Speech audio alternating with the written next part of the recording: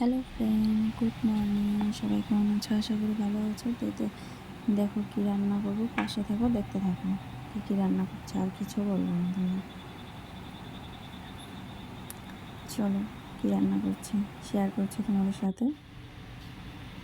কড়াইটা বসিয়ে দিয়েছি, এদিকে মশলাটা করে নিই। এদিকে সব কিছু রেডি করে তারপর তো ভিডিওটা করেছি, কারণ অনেকটা বড় হয়ে যায়। দেখি যে বেশি বড় ভিডিওতে ভিউজ খুব কমই আসে, দেখতে চায় না লোকজন। তেলটা গরম হতে থাক, আর এদিকে হলো তোমাদের সাথে গল্প করছি। মাছটা দিয়ে দেবো তেলের মধ্যে। তেলটা গরম হয়ে গেছে। আমরা ওদিকে পেঁয়াজ মরিচ আলু সব কাটা রেডি আমার। দেখি যে বেশি লং ভিডিও দিলে তোমরা হয়তো দেখতে চাও না, আর লং ভিডিও অনেকে পছন্দ করে না। লং ভিডিও দেখলেই মানে স্কিপ করে চলে যায়। এদিকে মাছটা ভাজা হয়ে গেছে, নামিয়ে নেব। এদিকে আমার মশলাটা ওই ভাগে মশলাটা করে নিয়েছি। এদিকে মাছ ভাজা হয়ে গেছে, মাছ ভাজাটা নামিয়ে নেব। ফোড়ন দিয়ে দিচ্ছি শুকনো লঙ্কা, তেজপাতা, আর জিরে দিয়ে দেবো।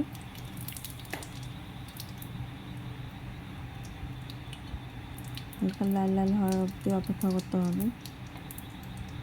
তারপরে আলুটা দিয়ে দেবো। আলুটা দিয়ে ভাজা ভাজা করতে থাকবো। হয়তো আমার এডিটিংটা বেশি একটা ভালো হয় না, নতুন নতুন শিখেছি, তাই অত এডিটিংটা ভালো করে করতে পারি না। তবে চেষ্টা করতে করতে হয়তো একদিন এডিটিংটা ভালো হবে। আর কোন অ্যাপসে হলো এডিটিংটা ভালো হয় প্লিজ কমেন্ট করে জানাবে। আর এদিকে পেঁয়াজ লঙ্কা দিয়ে দিলাম তেলের মধ্যে ভালোভাবে ভেজে নেওয়ার জন্য। আর যে প্রচণ্ড গরম পড়েছে, কবে যে বৃষ্টি নামবে তার নাই ঠিক। তোমরা ভাবছো হয়তো আমি পোস্ট করবো হয়তো কদিন পরে, কারণ অত তাড়াতাড়ি তো আর পোস্ট করি না। রান্নার ভিডিও তুলে রাখি, পরে ভয়েসটা রেকর্ড করে তারপর পোস্ট করি। আর এখন কিছুদিন আগে যে গরম পড়েছিল, আর এখন তো প্রচুর বৃষ্টিতে আমাদের বাইরে সুইমিং পুল হয়ে গেছে। একদিন শেয়ার করেছিলাম, দেখতে গিয়েছিল।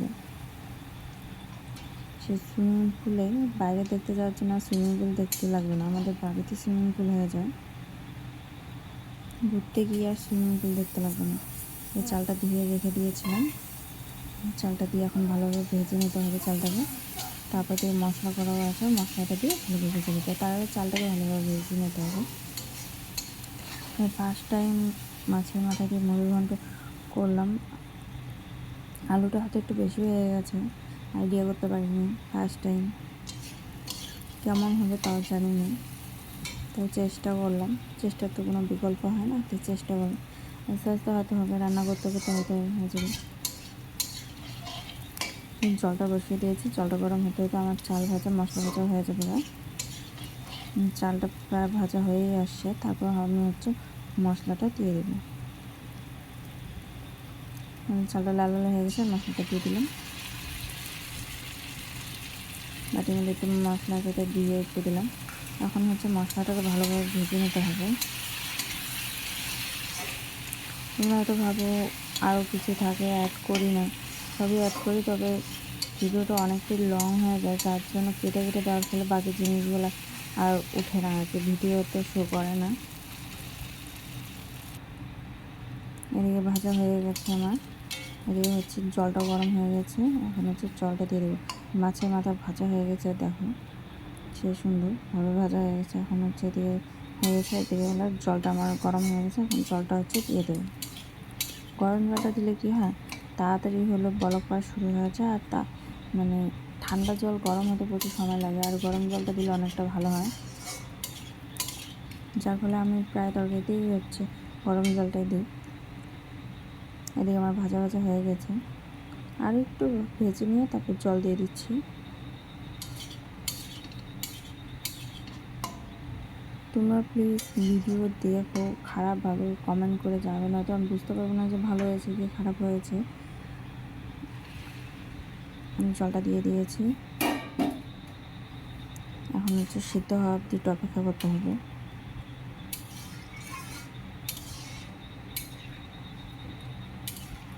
তোমরা হয়তো ভাবো গ্যাসের ভিতরে কড়াইটা বেশি বড়।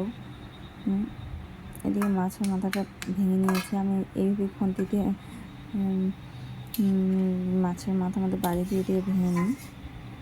অনেকে হয়তো শিল্পাটা শিল দিয়েও ভেঙে নেয় মাছ, অনেকে হাত দিয়েও ভাঙে, তো আমি খুন্তি দিয়ে কেটে কেটে ভেঙে নিয়েছি।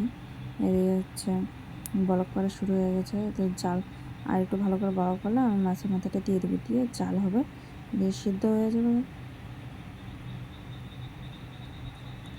আর তোমরা যারা যারা ভিডিও দেখো প্লিজ লাইক আর কমেন্টটা অবশ্যই করবে, খারাপ হলেও কমেন্ট করবে, ভালো হলেও কমেন্ট করবে, তাহলে আমি বুঝতে পারবো যে আর কারা কারা আমার কাছে সাপোর্ট পাওনি তারা প্লিজ অবশ্যই কমেন্ট করে জানাবে, আমিও তাদের প্রোফাইলে গিয়ে ফুল সাপোর্ট করে আসবো, তাদের পেজে গিয়ে।